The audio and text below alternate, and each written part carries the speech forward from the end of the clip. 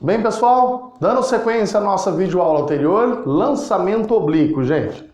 Lembrando então que lançamento oblíquo é a composição de dois movimentos, tanto no eixo X quanto no eixo Y. Tudo que estiver relacionado ao eixo Y, usaremos as equações de movimento uniformemente variado. E o que estiver relacionado ao eixo X, usaremos a equação de movimento uniforme, pessoal. Então, antes de mais nada, deixa eu colocar o computador aqui para dar uma carga extra. Aí. E agora vamos lá. Gente, deixei aqui no quadro as componentes da velocidade, tanto no eixo X quanto a componente da velocidade no eixo Y. E vimos que na nossa videoaula anterior, o tempo de subida é igual ao tempo de descida, que é dado por V0y sobre a gravidade, onde a velocidade inicial no eixo Y é V0 seno de alfa, sobre a gravidade. Mas outra pergunta relacionada também ao eixo Y, pessoal, é o tempo total de voo. O tempo total de voo é 2 vezes o tempo de subida, ou 2 vezes o tempo de descida, porque ambos são iguais. Então, somando o tempo de subida mais o tempo de descida, nós temos o tempo total, pessoal. E ambos são iguais, então é por isso que aparece o 2 aqui. 2 vezes ambos que são iguais.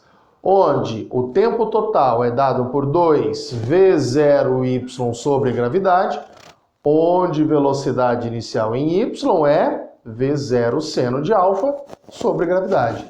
Essa expressão, então, vai fornecer o tempo total de voo. Quem quiser achar o tempo de subida e depois duplicar, dá na mesma, tá, gente? Uma equação a menos para a gente decorar, né? Mas aqui está a expressão que dá o tempo total de voo. Uma outra pergunta, também relacionada ao eixo Y, pessoal, é a altura que esse móvel pode alcançar. Esta altura H, pessoal. E para descobrir essa altura, eu vou usar a equação de Torricelli, que me diz que velocidade y no ponto mais alto, olha a nuvem, gente, a importância da nuvem, ao quadrado é igual à velocidade inicial em y ao quadrado, olha quem é a velocidade nós vamos ter que levar ao quadrado, menos. Por que menos, Marcos? Porque quando está subindo, para chegar na altura máxima, você está indo contra a aceleração gravitacional. G e o ΔS, que nada mais é que a altura que nós vamos atingir, né, pessoal? Então, a expressão que fornece a altura deriva da equação de Torricelli, gente. Onde sabemos que a velocidade no ponto mais alto no eixo Y é 0. V0y, pessoal, ao quadrado. Mas o que é V0y? É a componente da velocidade no eixo Y. V0 seno de alfa elevado ao quadrado, menos 2 vezes a gravidade, e o que eu quero isolar, H.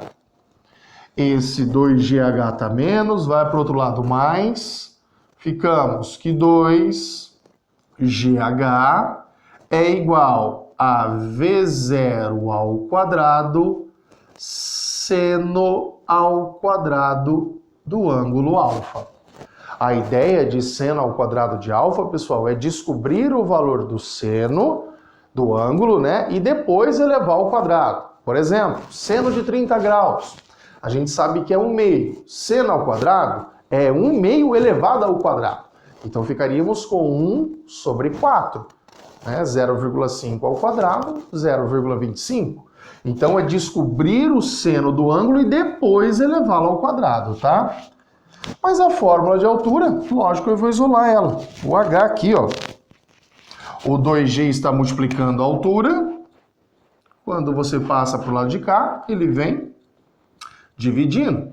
Ficamos que V0 ao quadrado seno ao quadrado do ângulo alfa dividido por 2G.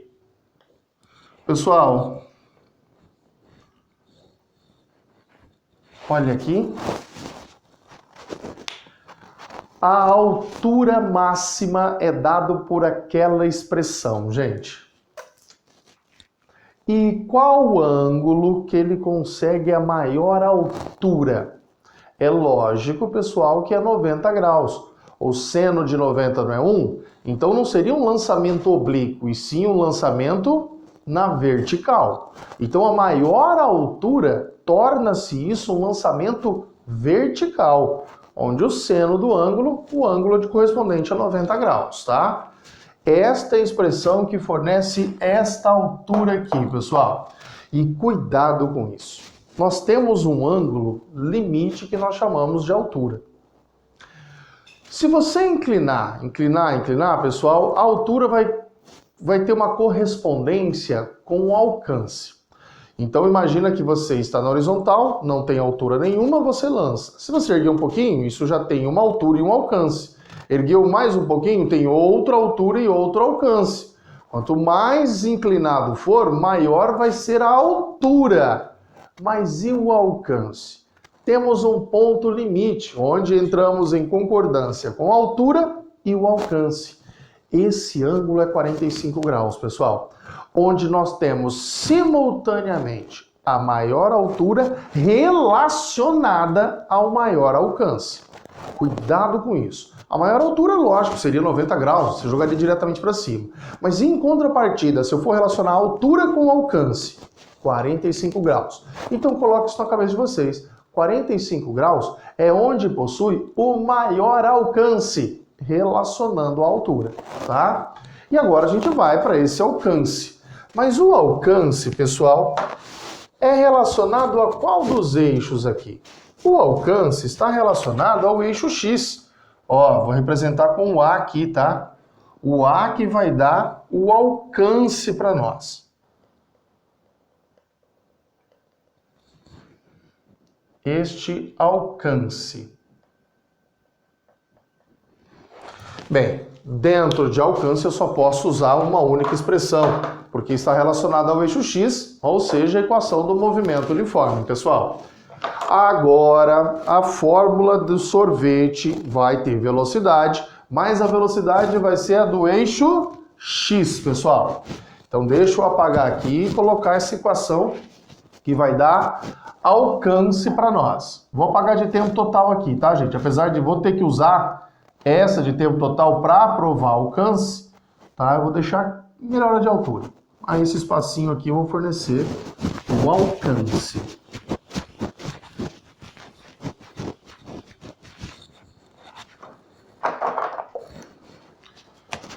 Opa.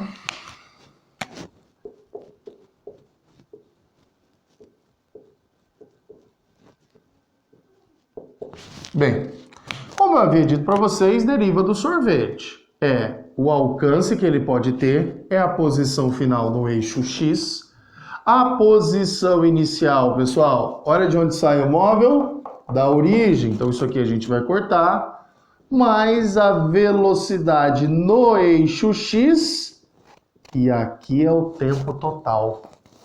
Porque para que ele saia de um ponto e chegue lá no final, eu preciso do tempo de subida e o tempo de descida acoplado. Então vamos acrescentar ali, pessoal, fazer as devidas modificações. No lugar de posição inicial, 0. Ele sai da origem do meu plano cartesiano. Então temos que alcance é igual a Vx.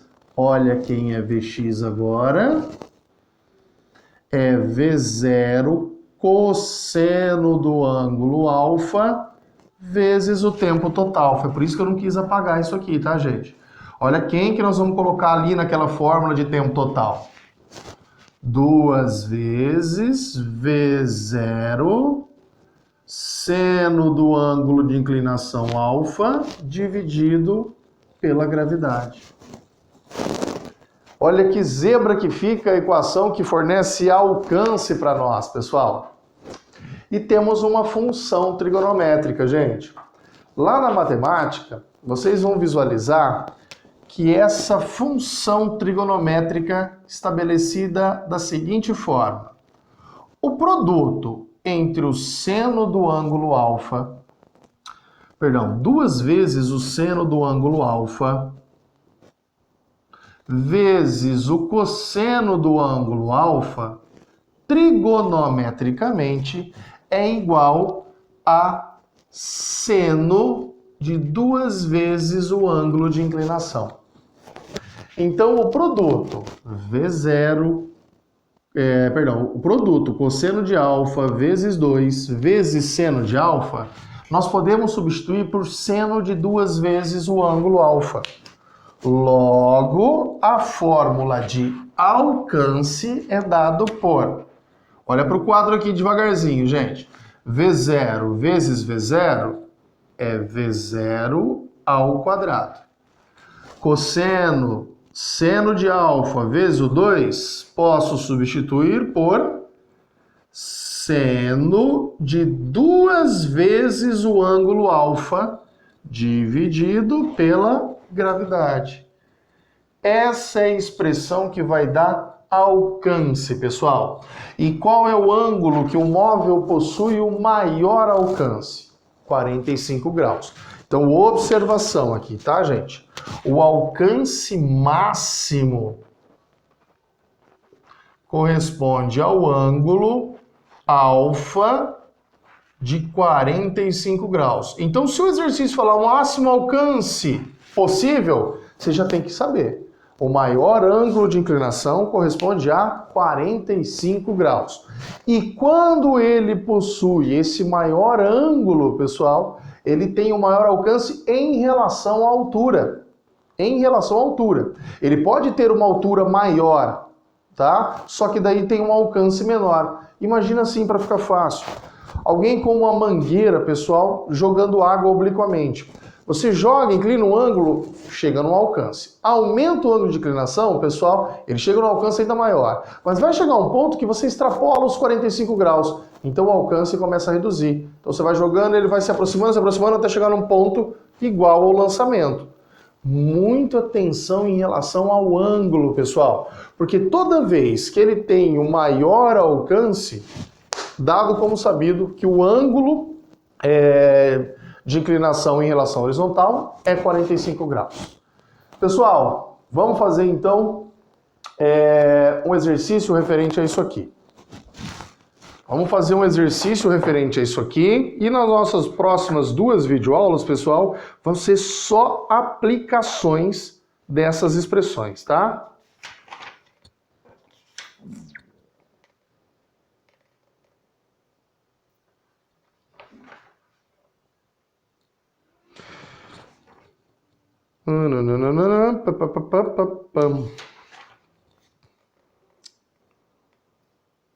Bem, vamos lá, pessoal, página 110, o exercício de aplicando conhecimentos. Primeiro passo só teórico, tá, gente?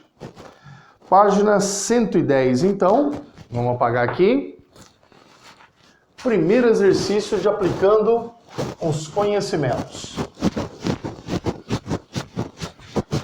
Eu vou dar uma pausa no vídeo, pessoal, até apagar o quadro e fazer um Memorex rapidinho aí. Já eu volto. Voltando então, pessoal, coloquei as equações aqui referentes a lançamento oblíquo no canto e vamos fazer alguns exercícios da página 110 aí, pessoal. O primeiro exercício diz: um canhão é colocado numa região plana e dispara um tiro obliquamente, de tal forma que o vetor velocidade inicial forma um ângulo de 30 graus, pessoal. Então a inclinação do canhão 30 graus em relação horizontal. Na situação proposta, a resistência do ar é desprezível. Muito importante isso aqui, tá, gente? Marque V de verdadeiro ou F para falso nas afirmações a seguir.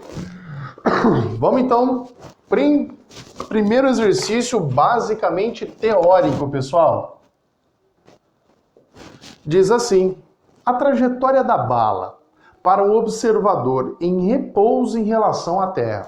Então aqui o canhão te atira, pessoal, e você vendo esse movimento aqui. É uma parábola verdadeira. Então o primeiro item, pessoal, verdadeiro. Um observador que está em repouso em relação ao solo vê a trajetória da bola, uma parábola. 2. Pode-se interpretar o movimento da bala como a composição do movimento uniforme e do movimento uniformemente variado? Exatamente isso que é proposto pelo lançamento oblíquo, pessoal. São dois lançamentos, são dois movimentos simultâneos. Então o 2 também está correto. Item 3. O módulo da velocidade com que a bala atinge o solo é o mesmo do instante em que ele foi lançado? Exatamente isso, pessoal. A velocidade com que ele é lançado é a mesma velocidade com que ele toca o solo. Mas cuidado, a velocidade com que ele toca o solo, assim como ele sai, pessoal, também pode ser descoberta através de Pitágoras, através da componente da velocidade em x mais a componente da velocidade inicial em y, ambos elevado ao quadrado. Porém, esse item também está correto, pessoal. A velocidade com que ele sai é a mesma velocidade com que ele toca. E como descobriríamos a velocidade inicial, pessoal? Pitágoras entre as componentes do eixo x ao quadrado mais a inicial. Gente, bem claro, hein? Inicial em y. Porque lembra que em cada ponto da trajetória o VY vai mudando. O ponto lá em cima, 0. Quarta afirmativa. O tempo de subida da bala é igual ao tempo de queda? Certinho também. Vimos isso nas deduções das nossas expressões, gente. Quinta. A projeção na horizontal. Eixo X. É constante durante todo o movimento, pessoal, se ele pediu para que nós desconsiderássemos a resistência do ar, afirmativa também correta. Pessoal, no eixo X não tem aceleração gravitacional, não tem aceleração de arrasto, não tem aceleração nenhuma, movimento uniforme. E a sexta, no ponto da altura máxima, a velocidade é mínima. Não esqueçam isso. Lá no ponto mais alto, a velocidade resultante é só a velocidade no eixo X. A velocidade no ponto mais alto do eixo Y é nula. Então a velocidade só corresponde ao eixo X, onde é a mínima velocidade. Você não tem a do eixo X, não tem a do eixo Y. Então o resultante é somente a do eixo X. Gente, no ponto mais alto, a velocidade é mínima, só corresponde à componente do eixo X, pois a componente do eixo Y é nula. O segundo exercício, pessoal, da FUVEST, diz assim: um dia ensolarado, com o sol a pique, pessoal, um jogador, no sol do meio-dia, tá, pessoal? Chuta a bola que descreve no ar uma parábola. O gráfico que melhor representa o valor da velocidade da sombra. Gente, a sombra anda no eixo X. Projetada no solo em função do tempo. Bem, no eixo X, a velocidade é constante. E como a gente faz um gráfico, pessoal, de velocidade constante versus tempo, o gráfico de uma constante é uma reta, não é isso? E essa reta vai ser paralela ao eixo dos tempos, pessoal. Muito importante ressaltar isso aqui. O que é a área do gráfico velocidade versus tempo? Dá pra gente? A área do gráfico, não foi o que o exercício pediu, né? Mas é sempre bom ressaltar. A área do gráfico velocidade versus tempo é numericamente igual ao ΔS, pessoal. Então, se ele desse valores aqui, eu faria a área desse gráfico, que é um retângulo no caso, né? No item E, né, que é a resposta, e eu acharia o alcance, pessoal. Pessoal, eu fecho essa primeira aula aqui. Na aula de semana que vem, falta equação da trajetória e ainda resolução de exercício. Fica com Deus, gente, uma ótima semana. Aquele abraço!